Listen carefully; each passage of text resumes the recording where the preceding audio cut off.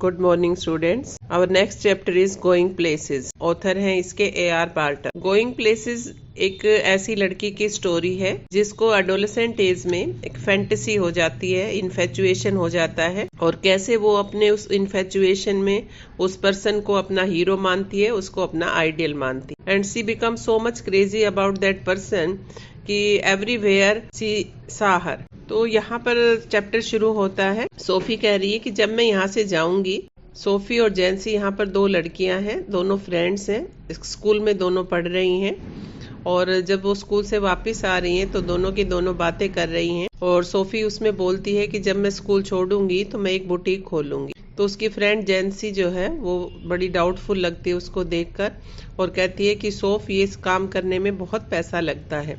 तो सोफी थोड़ा day dreamer type लड़की है और हमेशा हवाई किले बनाती रहती है, डे ड्रीमिंग करती रहती है। तो उसने कहा कि कोई बात नहीं, पैसा तो मैं मैनेज कर लूंगी। तो उसने कहा कि कैसे मैनेज करोगी? तो उसने कहा कि मैं एक मैनेजर बन जाऊंगी अपना काम शुरू करने के लिए, और तब तक मेरे पास काफी पैसा भी हो जाएगा।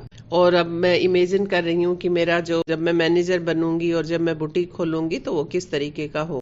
तो उसकी फ्रेंड जैंसी समझाती है कि डायरेक्ट तुम्हें कोई मैनेजर नहीं बना देगा, अभी तुम इतनी पढ़ी लिखी नहीं हो। तो वो बोलती है कि मैं मैरी क्वेंट बन जाऊंगी। मैरी क्वेंट कोई उसकी आइडियल रही होगी जिन्होंने कभी बहुत अच्छा बुटीक खोला होगा, और मैं बिल्कुल नेचुरल लगूंगी, लोग शुरू से ही देखेंगे, और मैं इस शहर में एक ऐसी दुकान खोलूंगी जैसी इस शहर ने आज तक कभी नहीं देखी हो। जैंसी को ये बात बिल्कुल अच्छी नहीं लगती है, क्योंकि उन्होंने पहले ही ईयर मार्क किया होता, ईयर मार्क करना होता, पहले ही डिसाइड कर रखा था उन्होंने कि वो स्कूल छोड़ने के बाद बिस्किट फैक्ट्री में काम करेंगी, क्योंकि दोनों के घर की ही इकोनॉमिकल कंडीशन कोई बहुत ज्यादा अच्छी नहीं थी।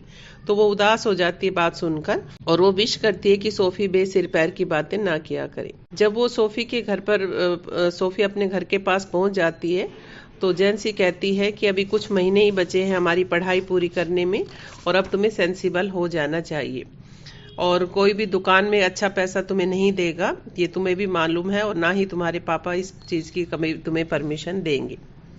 तो सोफी कहती कोई बात नहीं, मैनेजर नहीं तो मैं एक्ट्रेस बन जाऊंगी, शक्ल सूरत थोड़ा ठीक होगी उसकी। और वो कहती कि इसमें तो बहुत पैसा है, और बुटीक मैं साइड में जरूर खोलूंगी, क्योंकि जो एक्ट्रेसेस होती हैं पूरा दिन काम नहीं करती। अदरवाइज मैं फैशन डिजाइनर बन जाऊंगी, और ये थोड़ा सा सोफेस्टिकेटेड भी लगेगा। और उसके बाद वो जैंसी को बारिश में ही खड़ा छोड़कर अपने घर की तरफ चल पड़ती है, और बड़बड़ाती हुई जाती है कि जब कभी मेरे पास पैसा होगा तो मैं एक बुटीक खोलूंगी। तो जैंसी उसे समझाने की कोशिश करती है कि अगर तुम्हारे पास कभी पैसा ही हो तो तुम एक कोशिश करना कि तुम एक ब्लेस्ड डिसेंट हाउस ले लेना, ताकि हम लोग सब उसमें आराम से रह जाएं। और सोफी उसको बोलती है कि अब तुम अपने घर पर चलो। सोफी के जो फादर हैं वो अंदर जब घुसती है सोफी, वो देखती है कि उसके फादर स्कूप कर रहे थे, खा रहे थे, चम्मच से खाना खा रहे थे, कोई डिश होती है शेफर्ड्स पाई, और पूरी ताकत से वो खाना खाने में अपना लगे हुए थे। उनका जो मोटा सा प्लम फेस था अभी भी पसीने पसीने हुआ था, और ऐसा लग रहा था जैसे वो बहुत ज्यादा डेड टायर्ड। उसका भाई आ जाता है छोटा, उसका नाम डेरेक है। सोफी के दो भाई हैं, एक बड़ा भाई है जिसका नाम जोफ है, छोटे भाई का नाम डेरेक है, और मम्मी पापा 5 लोग हैं घर के अंदर। तो उसका छोटा भाई उसकी बात सुनकर कहता है कि सोफी, पैसा पेड़ों पर नहीं उगता है। तो उसकी माँ ने उसकी बात सुनकर एक लंबी सांस ली। सोफी ने देखा कि उसकी माँ उस वक्त बर्तन धो रही थी उनके ऊपर, और उसने एप्रन बांधा हुआ था, और उस एप्रन की जो स्ट्रिंग थी वो बड़ी ही अजीब लग रही थी। उसके बाद देखा उसने कि उसके पापा वहीं बैठे हुए थे, कमरे में पूरा धुआं धुआं हो रहा था, क्योंकि वहां पर एक चूल्हा जल रहा था, गंदे कपड़ों का जो ढेर था कोने में पड़ा हुआ था, और उसे लगा कि जैसे उसका दम घुट रहा था वहां पर, और वो अपने बड़े भाई जोफ को ढूंढने चली जाती। जब वो दूसरे कमरे में जाती है तो जोफ दूसरे कमरे में बैठा हुआ था, घुटनों के बल झुका हुआ, और एक मोटरसाइकिल का कोई पार्ट था उसे अपने हाथ में घुमा रहा था, जो उसने कारपेट पे फैला रखा था। 3 साल हो गए थे उसे स्कूल छोड़े हुए, और वो एक अप्रेंटिस मैकेनिक था, काम सीख रहा था वो मैकेनिक का, और अपने काम के लिए हर रोज उसे दूसरी जगह जाना पड़ता था। अब वो काफी बड़ा हो चुका था, और वो चाहती थी कि जो उसका भाई है वो कुछ ऐसे सीक्रेट रखता है जो उसे वो बताता नहीं है, और बहुत ही कम बोलता था वो। अपनी मर्जी से वॉलंटरीली।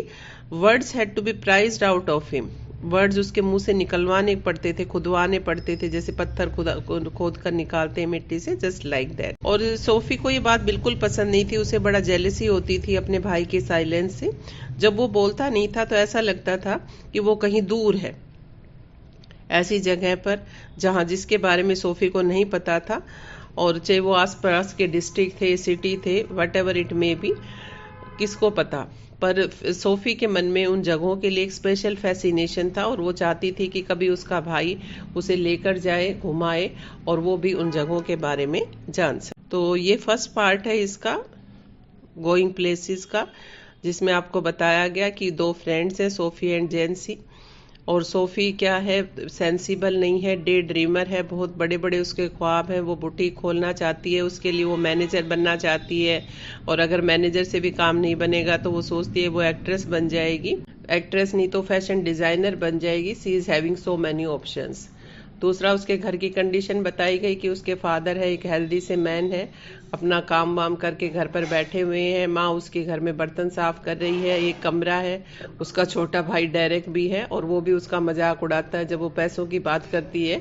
पैसा पेड़ों पर नहीं उगता है, और अगर तुम चाहो तो मेरे लिए, हमारे लिए एक अच्छा सा घर बनवा देना जिसमें हम सब रह जाए। सोफी को ये बात बिल्कुल पसंद नहीं आती है, और वो अब दूसरे कमरे में जाती है जहाँ उसका बड़ा भाई जोफ रहता है। और जोफ अभी अप्रेंटिस मैकेनिक का जैसे काम सीख रहा था, तो वो उसके पास जाती है, और वो चाहती है कि उसका भाई उससे सारी बातें करे, क्योंकि वो बहुत ही कम बोलने वाला इंसान था। तो ये फर्स्ट पार्ट है। अब सेकंड पार्ट के लिए आपको दूसरी वीडियो का वेट करना होगा।